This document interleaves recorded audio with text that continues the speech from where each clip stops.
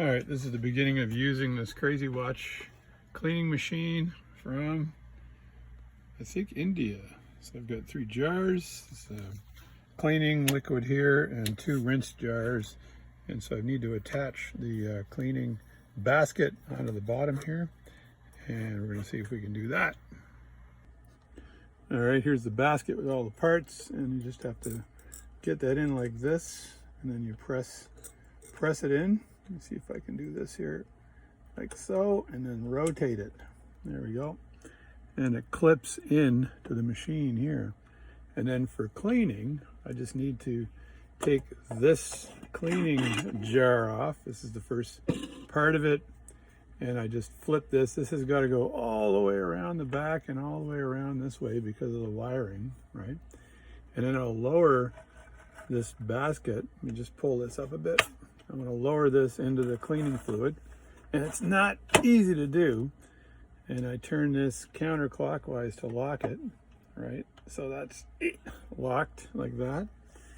And then I've already got the fuse over there on, and I need to turn this down to off. I turn the motor on like this. I don't need the heater on yet, and I'm going to make it go forward as opposed to reverse. So I'll put that on 10. Probably 10-minute countdown. And I want to turn the motor, but I want to dunk this first. So I'm going to dunk this into the jar. So we do this and dunk it down into the jar like that.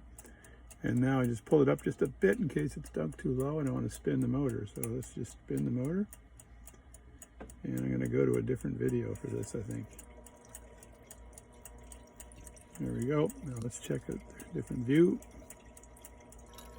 All right, so the motor is spinning. I dumped that into the jar, so there it is spinning away. And we'll let that work for about 10, I'm not sure whether that's 10 minutes or 10 whatever, but it's probably 10 minutes. And I adjust the rheostat here so it's not spinning too quickly, and the liquid actually slows it down nicely. So this works really well as phase 1. Also make sure you've got some protection on here because you don't want to be breathing these fumes in and they can't escape from the edge right there.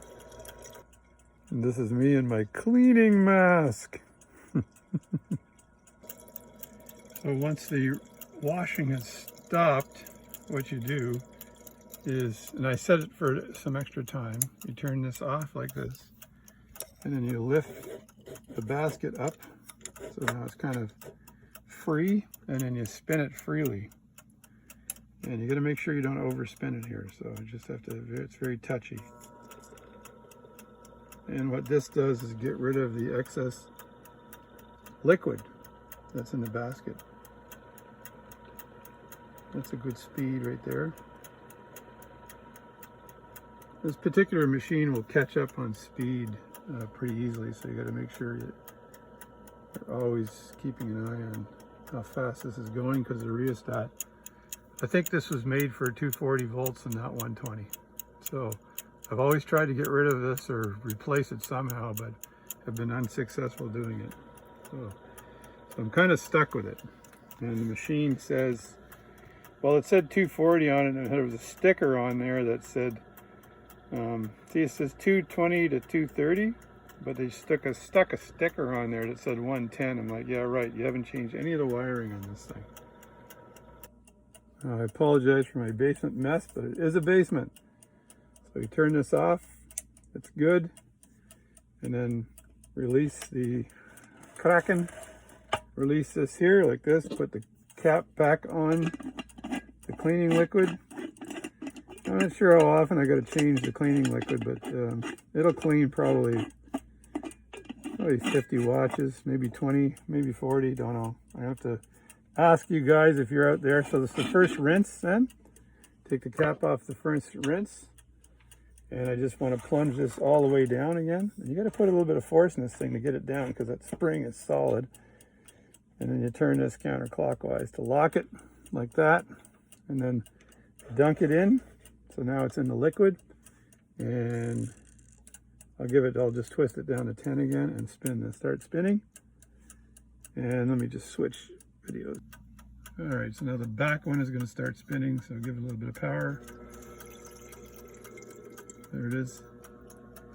And there's no need to just overdo the spinning. Probably that's fast enough right there.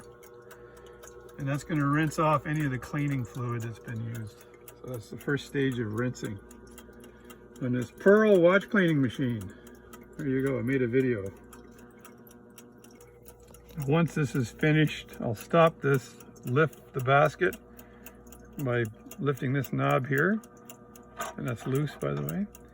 And then I'll spin this again and I'll dunk it into the third jar, which is the third rinse jar. But by the time I've done this one here, I've got to come up here and turn the heater on. That turns the heater on, and then the heater is right in there. And that's the heat to dry off the watch parts. That plate in the bottom will get hot, and I don't want to submerge it all the way in. So the next clip you're going to see is me putting this into the heater, because you don't need to see the two clips of rinsing. It's the same thing I did before. Just rinse it, and then pick it up and spin off the additional liquid. So there we go. All right, this is the last dunker tank that I go down on. So I need two hands to push this down. But I'll push this all the way in and I'll rinse that. You can hear the sizzling right now. It's like it's ready to cook a small steak. I've just placed it in here, and I just want to turn the rheostat to get this thing going again. And it doesn't need to go too fast, but just gotta keep an eye on the speed here.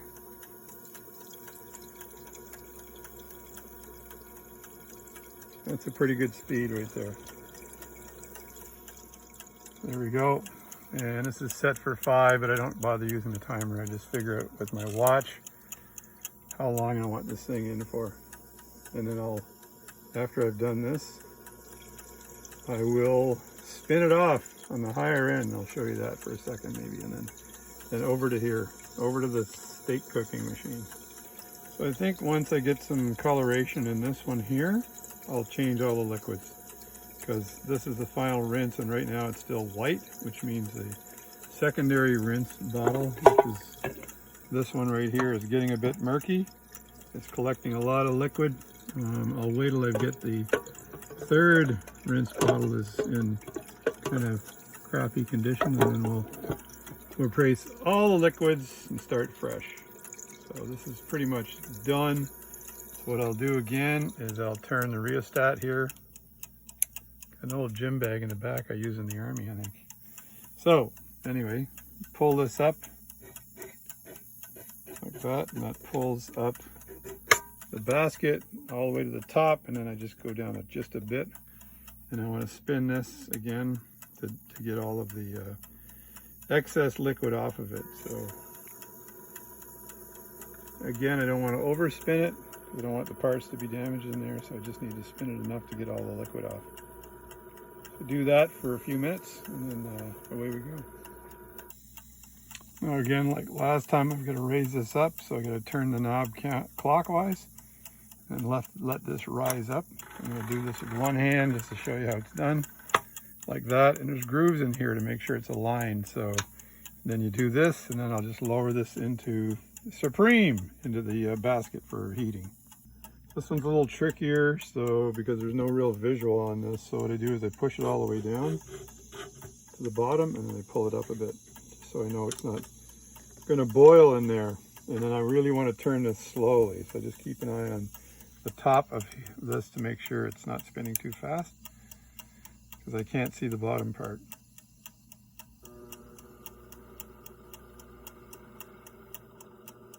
I want it spinning really slowly here. That should be good. As you can see, this thing is on a bearing, so this will just keep spinning in circles for a while until it's done. I'll leave that run for the full 5 here. Make sure it's nice and hot. After which time I will turn off the heater, because it's on right now. And then I have to cool the whole thing off by just spinning it freely, just to allow it to cool off. Now let's have a look at the liquid in the jar here. This is the second rinse jar, and you can see how clean that is. That's really good, which means it's all getting caught in the other rinse jar, which is nice. It's starting to get a little bit brown, but I'm going to wait till this gets a little tiny bit brown maybe, and then I'll replace it. Or if that second rinse jar gets ridiculously brown, then I need to replace it. So maybe another couple of watches and we're good. Again, this says Pearl watch cleaning machine. It says 110 volts, but this is just a sticker. But this was covered up earlier, and it says 220, so that's the reality. So this thing is actually the Vardy brothers in India. So I had to do some recabling of this thing because it wasn't made for the plug that I had. It was made for the 220 or 240 volt, 220 I guess, volt plug. India, not Canada. So I fixed the plug and it worked fine. The motor ran no problem.